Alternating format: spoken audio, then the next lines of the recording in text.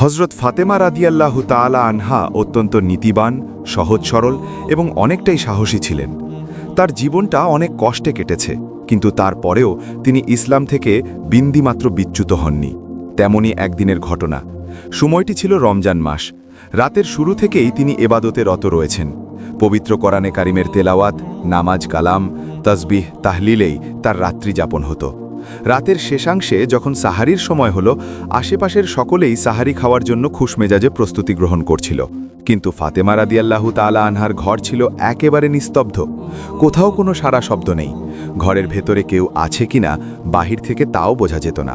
ফাতেমা রাদিয়াল্লাহু তাআলা আনহা সাহারি খাওয়ার সময় হলে তিনি সাহারি খাওয়ার জন্য আগালেন।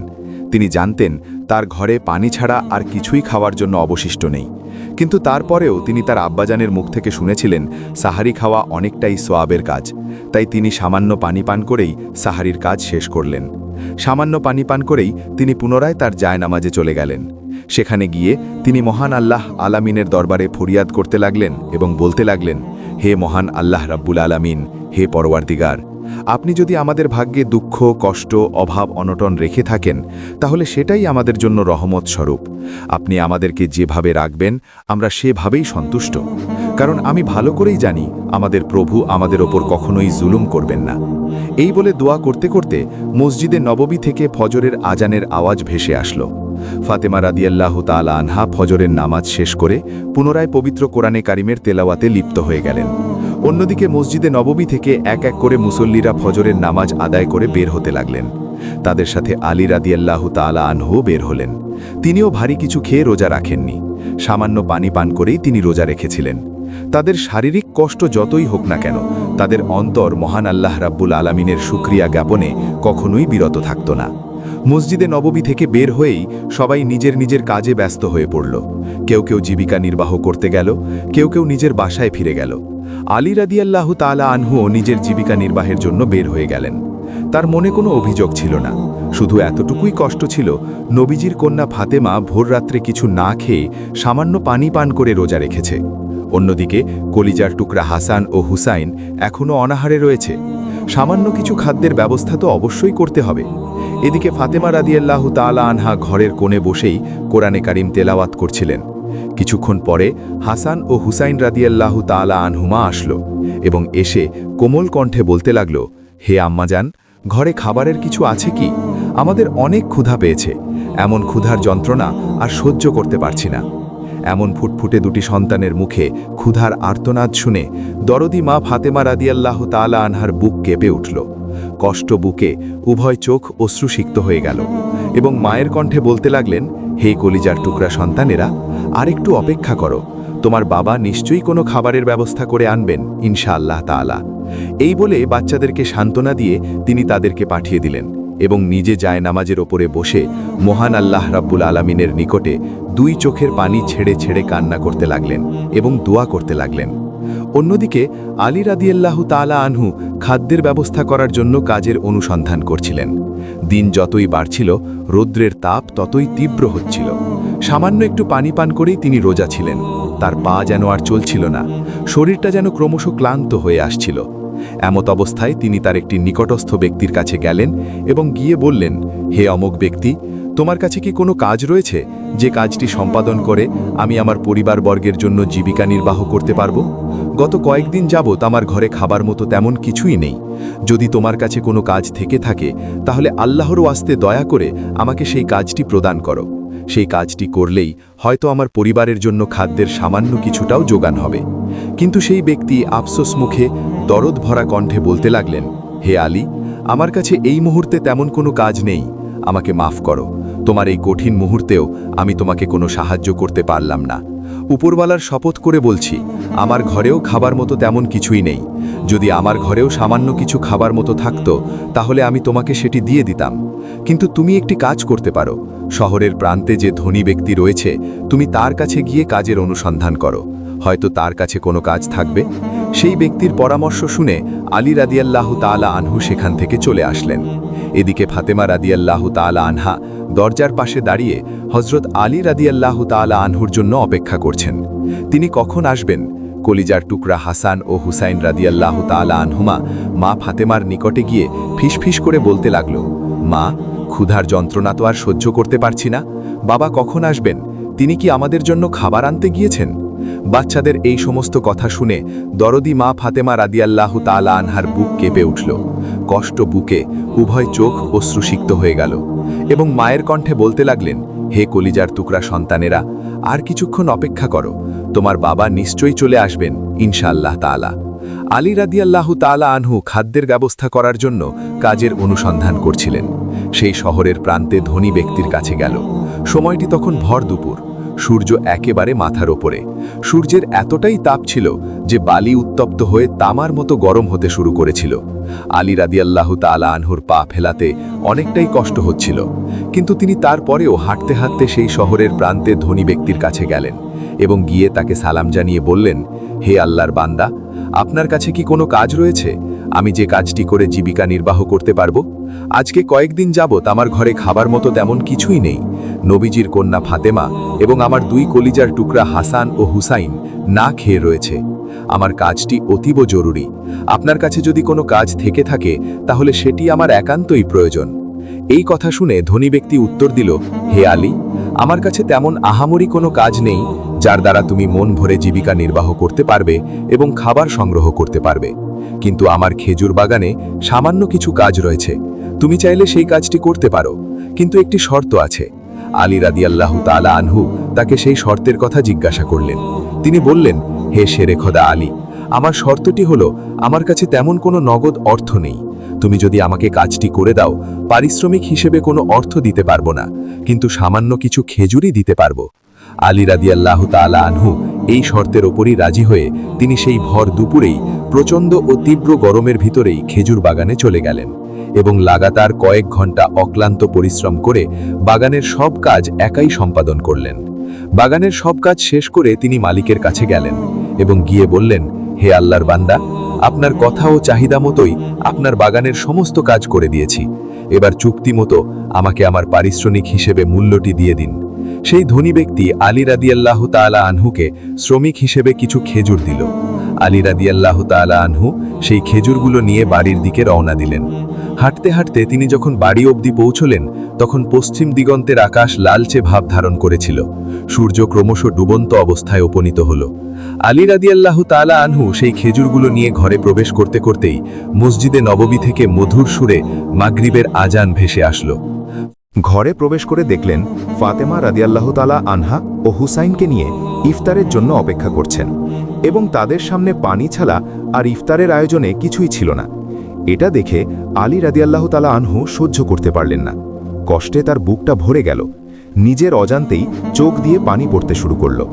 কষ্ট ভরা মনেই মহান আল্লাহ রাব্বুল আলামিনের নিকটে ফরিয়াদ করতে লাগলেন এবং বলতে লাগলেন, হে মহান আল্লাহ রাব্বুল আলামিন, আপনি আমাদের রিজিকদাতা।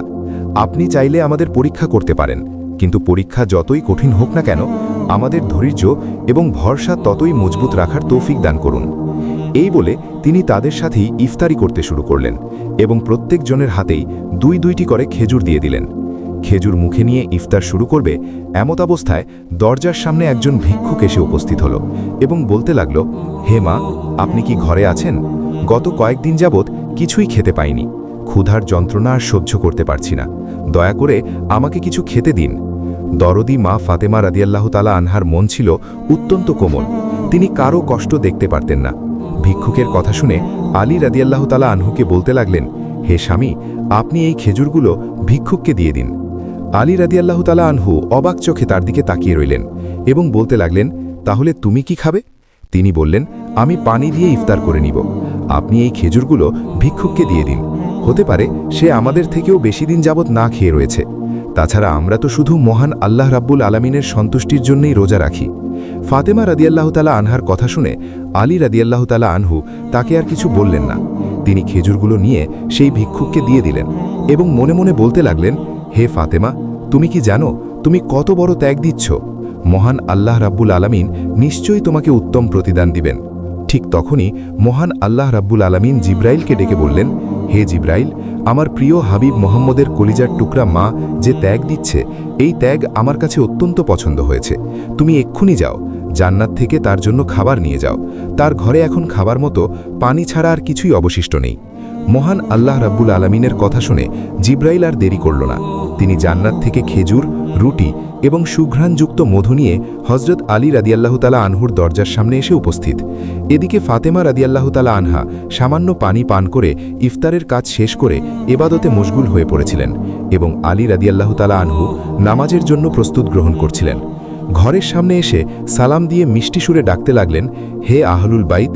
ভিতর থেকে আলী রাদিয়াল্লাহু তাআলা আনহু তার আওয়াজ শুনে তিনি অবাক হয়ে গেলেন এবং ভাবতে লাগলেন, কোনো ভিক্ষুকের কণ্ঠ তো এমন মধুর ও নরম স্বরে হবে না। কে এই ব্যক্তি যে আমাদের দরজার সামনে উপস্থিত হয়েছে? এটা ভাবতে ভাবতেই তিনি দরজার সামনে গেলেন। দরজার সামনে গিয়ে যা দেখলেন তা দেখে তিনি অত্যন্ত অবাক হয়ে গেলেন।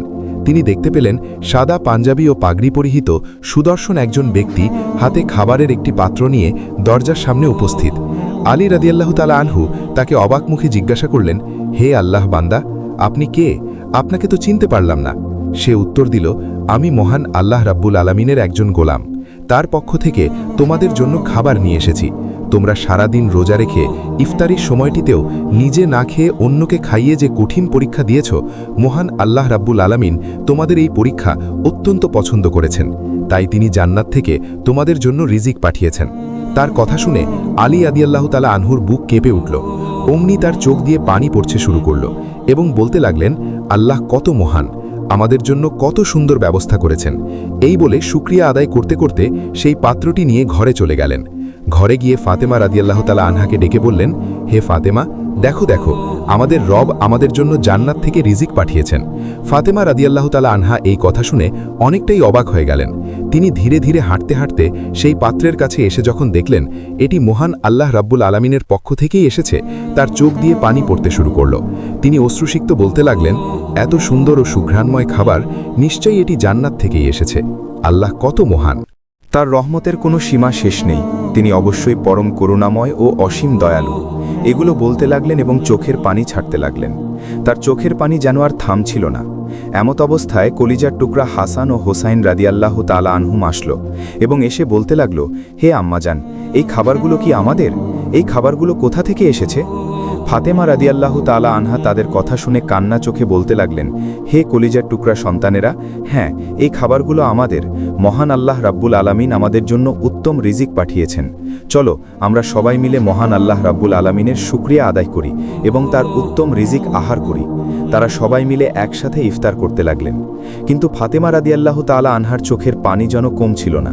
তিনি যতই ভাবতে লাগলেন এই রিজিক স্বয়ং আল্লাহ জান্নাত থেকে পাঠিয়েছেন, তার রহমতের পরশ ছোঁয়ায় চোখের পানি ততই পড়তে লাগল। এ যেন মহান আল্লাহ রাব্বুল আলামিনের ভালোবাসার এক অনন্য নিদর্শন। পরের দিন এই সংবাদটি সমগ্র মদিনায় ছড়িয়ে গেল। ছোট বড়, যুবক বৃদ্ধ সবাই ঘটনাটি শুনে অত্যন্ত অবাক হল। এমনকি ফাতেমা রাদিয়াল্লাহু তাআলা আনহার পিতা মুহাম্মদ সাল্লাল্লাহু আলাইহি ওয়াসাল্লাম বিষয়টি শুনতে পেলেন। ঘটনাটি শুনে অনেকেরই আল্লাহর প্রতি বিশ্বাস আরও দৃঢ় হল এবং ঈমান বৃদ্ধি পেল। অন্যদিকে যারা ইসলামকে নিয়ে হাসি ঠাট্টা করত, তারা বিষয়টিকে সমালোচনায় পরিণত করল। সমালোচনা যেন দিন দিন আরও বেড়েই চলেছিল। এক পর্যায়ে যখন নবী করিম সাল্লাল্লাহু আলাইহি ওয়াসাল্লাম শুনতে এলেন, তখন তিনি মানুষদেরকে ডেকে বলতে লাগলেন, হে লোকসকল, তোমাদের কি বিশ্বাস হয় না মহান আল্লাহ রাব্বুল আলামিন এমন অলৌকিক বিষয় ঘটাতে পারেন? যেই আল্লাহ মেরাজের রাত্রে আমাকে 7 আসমান সফর করাতে পারেন এবং বিভিন্ন নিদর্শনাবলী দেখাতে পারেন, সেই আল্লাহ কি কারোর জন্য জান্নাত থেকে রিজিক পাঠাতে পারেন না? তাছাড়া আমার কলিজার টুকরা ফাতেমা জান্নাতি মহিলাদের সর্দারিনী। তাকে মহান আল্লাহ রাব্বুল আলামিন যতটা মর্যাদা দান করেছেন তা একেবারেই অতুলনীয়। এই ঘটনাটি তারই একটি বহিঃপ্রকাশ। তাই তোমরা এই ব্যাপারে কেউ সন্দেহ পোষণ করো না। মহান আল্লাহ রাব্বুল আলামিন চাইলে সবই সম্ভব। এই বলে তিনি সূরা তালাকের একটি আয়াত পাঠ করলেন, যার অর্থ হল, যেই ব্যক্তি তাকওয়া অবলম্বন করবে এবং তাকওয়ার পথে চলবে, তাকে মহান আল্লাহ রাব্বুল আলামিন এমনভাবে রিজিক দান করবেন যা সে ভাবতেও পারবে না। নবী করিম সাল্লাল্লাহু আলাইহি ওয়াসাল্লামের কথা শুনে কেউ কোনো কথা বলল না। সবাই চুপ হয়ে গেল। নবী করিম সাল্লাল্লাহু আলাইহি ওয়াসাল্লামের কথাগুলো থেকে সবাই আরও দৃঢ় ঈমান লাভ করল। ঘটনাটি যখন সমগ্র মদিনায় ব্যাপকভাবে ছড়িয়ে গেল এবং আশেপাশেরও কিছু এলাকায় ছড়িয়ে গিয়েছিল, তখন কাফের মুনাফিকরা রাগে ক্রোধে অগ্নিশর্মা হয়ে গেল এবং তারা তাদের সদস্যদেরকে ডেকে বলতে লাগল, হে লোকসকল, তোমরা কি দেখেছ মুহাম্মাদের মেয়ে ফাতেমা যতটা মর্যাদা লাভ করেছে তা অন্য কোনো মেয়ে দুনিয়াতে পায়নি? এভাবেই যদি চলতে থাকে তাহলে দিন দিন সবার ঈমান বাড়তে থাকবে এবং সবাই সাচ্চা মুসলমান হয়ে যাবে এবং আমাদের ষড়যন্ত্র কখনোই কাজ করবে না। তখন এক ব্যক্তি বলতে লাগলো, তাহলে আমরা কি করতে পারি? তখন সে বলল, তোমরা সকলে মদিনার অলিগলিতে গিয়ে এই বিষয়টি মিথ্যা গল্প বলে প্রচার করবে এবং বলবে হয়তো ফাতেমা স্বপ্ন দেখেছে এবং মুহাম্মদ তার মেয়ের মর্যাদা বাড়ানোর জন্য এ সমস্ত তোমাদেরকে ভুল ভাল বুঝিয়ে বলছে। পরের দিন থেকে তারা তাদের উদ্দেশ্য সফলের জন্য প্রচেষ্টা শুরু করল। মদিনার প্রত্যেক অলিগলিতে গিয়ে এই বিষয়টি ভুয়া বলে প্রচার করতে লাগলো। মদিনায় এই বিষয়টি নিয়ে এক দ্বন্দ্ব শুরু হয়ে গেল। বিষয়টি যখন ফাতেমা রাদিয়াল্লাহু তাআলা আনহা জানতে পারলেন, তিনি অনেকটাই কষ্ট পেলেন এবং জায়নামাজের ওপরে বসে হু হু করে কান্না করতে লাগলেন এবং মহান আল্লাহ রাব্বুল আলামিনকে বলতে লাগলেন, হে মালিক রাব্বানা, আপনি আমাকে যে সম্মান দান করেছেন এটার আমি কখনোই যোগ্য ছিলাম না। আমার তো ইহজগতে কোনো নেয়ামতের দরকার ছিল না, আমার শুধু একটা জিনিসই দরকার ছিল, সেটা হচ্ছে আপনার সন্তুষ্টি। হে আল্লাহ, আপনি এই দ্বিধাদ্বন্দ্বতা দূর করে দেন এবং আমার সন্তানদেরকে আপনি হেফাজত করুন এবং আমার স্বামীকে আপনি বরকতময় করুন এবং আমার আব্বাজানকে আপনি জান্নাতের সুচ্চ মাকাম দান করুন। পরের দিন হযরত আবু বকর ওমর রাদিয়াল্লাহু তাআলা আনহুমা নবী করিম সাল্লাল্লাহু আলাইহি ওয়াসাল্লামের নিকটে আসলেন এবং বলতে লাগলেন, ইয়া রাসূলুল্লাহ, এই ঘটনাটি আমাদের ঈমানকে অনেক বৃদ্ধি করেছে এবং এটি অনেক শিক্ষণীয় বটে। তখন হযরত ওমর রাদিয়াল্লাহু তাআলা আনহু ডেকে বললেন, ইয়া রাসূলুল্লাহ, আমরা কি সেই জান্নাতের খাবারের কোনো অংশবিশেষ দেখতে পারি? তখন নবী করিম সাল্লাল্লাহু আলাইহি ওয়াসাল্লাম উত্তর দিলেন, হে ওমর, এটি মহান আল্লাহ রাব্বুল আলামিনের একটি রহমত, যা মহান আল্লাহ রাব্বুল আলামিন যাকে ইচ্ছা তাকেই দান করেন। তিনি অশেষ দয়ালু এবং অসীম ক্ষমতাবান। পরের দিন বনি সালিম গর্তের একজন ব্যক্তি নবী করিম সাল্লাল্লাহু আলাইহি ওয়াসাল্লামের বাড়ির সামনে আসলো। এসে চিৎকার করতে লাগলো এবং বলতে লাগলো, মুহাম্মদ, তুমি ঘর থেকে বের হও, তোমার গলা না কাটা পর্যন্ত আমার মন কখনোই শান্ত হবে না। সে অনবরত এই ধরনের অমানবিক কথা বলতে লাগলো। সে ছিল নবী করিম সাল্লাল্লাহু আলাইহি ওয়াসাল্লামের একজন শত্রু। তার কথা শুনে সেখানে উপস্থিত সাহাবীরা অত্যন্ত রাগান্বিত হলো এবং নবী করিম সাল্লাল্লাহু আলাইহি ওয়াসাল্লামের থেকে অনুমতি চেয়ে বললেন, ইয়া রাসূলুল্লাহ, আপনি শুধু একবার অনুমতি দিন, এই মুহূর্তেই ওই শয়তানটির গলা ধর থেকে আলাদা করে দেব। নবী করিম সাল্লাল্লাহু আলাইহি ওয়াসাল্লাম সবাইকে থামিয়ে বললেন, খবরদার, তোমরা এই ব্যক্তিকে কিচ্ছু করবে না। এ তো এটাও জানে না আল্লাহকে এবং তার রাসূল আর কি, ইসলাম ধর্মই বাকি। সে যখন এই বিষয়গুলো জানতে পারবে সে নিজেই ঠিক হয়ে যাবে। এই বলে নবী করিম সাল্লাল্লাহু আলাইহি ওয়াসাল্লাম ঘর থেকে বের হয়ে আসলেন এবং তার কাছে গিয়ে কোমল কণ্ঠে বলতে লাগলেন, হে আল্লাহর বান্দা, তুমি এরূপ রেগে আছো কেন? আমি তো শুধু মহান আল্লাহ রাব্বুল আলামিনের দিকেই সবাইকে ডাকি, যিনি সমগ্র পৃথিবী সৃষ্টি করেছেন এবং তার দিকেই শেষ পর্যন্ত সবাইকে প্রত্যাবর্তন করতে হবে। তুমি কি তোমার পূর্বপুরুষগণদের মৃত্যু দেখতে পাওনি? তাছাড়া আমি তো এর কোনো পারিশ্রমিক নেই না এবং এই ক্ষেত্রে আমার কোনো স্বার্থও নেই। আমার শুধু একটাই উদ্দেশ্য, সবাইকে সঠিক পথে আনা। হে আল্লাহর বান্দা, তুমিও ইসলাম তথা শান্তির ছায়াতলে চলে এসো। হতে পারে মহান আল্লাহ রাব্বুল আলামিন তোমাকে মাফ করে দিবেন এবং তুমি সঠিক পথ পাবে। নবী করিম সাল্লাল্লাহু আলাইহি ওয়াসাল্লামের কথা শুনে কেউ কোনো কথা বলল না, সবাই চুপ হয়ে গেল। নবী করিম সাল্লাল্লাহু আলাইহি ওয়াসাল্লামের কথাগুলো থেকে সবাই আরও দৃঢ় ঈমান লাভ করল।